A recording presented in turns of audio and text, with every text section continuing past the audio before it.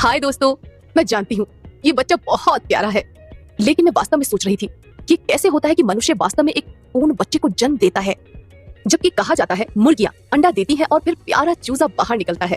मुझे आश्चर्य है कि इतनी विविधताएं क्यों हैं। दरअसल मुझे लगता है कि हम इस वीडियो को देखकर इसे बेहतर ढंग से समझ सकते हैं। लैंगिक जनन नर और मादा युग्मकों के निर्माण और संलयन के फलस्वरूप होता है। ये युग्मक नर और मादा जननांगों में निमित होते हैं।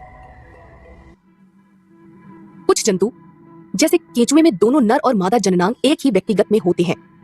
ऐसे जंतुओं को उभयलिंगी या द्विलिंगी जीव कहा जाता है।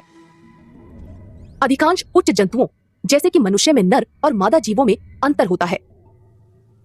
ऐसे जीवों को एक लिंगी जीव कहा जाता है। नर जनन ग्रंथि या वृषण नर युग्मक या शुक्राणु उत्पन्न करते हैं और मादा जनन ग्रंथि या अंडाशय मादा युग्मक या अंडाणु उत्पन्न करते हैं। लैंगिक जनन इन दोनों युग्मकों के संयोजन से होता है। दो युग्मकों के संलयन की प्रक्रिया को निषेचन कहा जाता है। मनुष्य में निषेचन जीव के शरीर के अंदर होता है और यह आंतरिक निषेचन कहलाता है।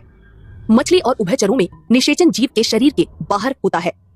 इस प्रकार के निषेचन को बाह्य निषेचन कहते हैं। इस आधार पर कि क्या किसी व्यक्तिगत का विकास मादा जनक के शरीर के बाहर या अंदर होता है, जंतुओं को निम्न प्रकार वर्गीकृत किया गया है। अंडप्रजक और जरायुज जंतु। अंडप्रजक जंतुओं में जैसे उभयचरों में निषेचित अंडे टेडपोल में परिवर्तित हो जाते हैं।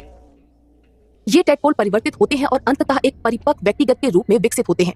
जरायुज जंतुओं में जैसे कि मनुष्य, एक शिशु का विकास एक मादा जीव के शरीर के अंदर ही होता है।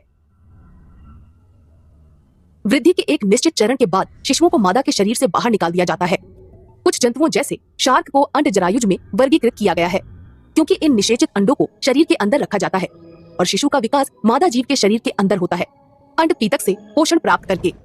सारांश में, लैंगिक जनन नर और मादा युग्मकों के निर्माण और संलयन के फलस्वरूप होता है। उभयलिंगी में एक ही व्यक्तिगत में नर और मादा दोनों जननांग उपस्थित होते हैं। दो युग्मकों के संलयन की प्रक्रिया को निषेचन कहा जाता है। उभयचर जैसे अंडप्रजक जंतुओं में निषेचित अंडे से शिशु पैदा होते हैं। जरायुज जंतुओं में शिशुओं का विकास मादा जीव के शरीर के अंदर होता है। ओह, वो काफी कुछ था। मेरा मतलब कि कौन जानता था कि शार्क अंड जरायुज है। ओह, दिलचस्प तथ्यों के बारे में बात कर रहे हैं। क्या आपको एंटोनी वान लीवनहुक याद है, जिन्होंने सबसे पहले जीवित कोशिकाओं जैसे बैक्टीरिया, लाल रक्त कोशिकाओं और प्रोटोजोआ का निरीक्षण किया था? उन्होंने सबसे पहले शुक्राणुओं के अस्तित्व की भी खोज की थी। आपको पता है, ये तो मैं भी नहीं जानती थी। अधिक जानने के लिए देखते रहिए।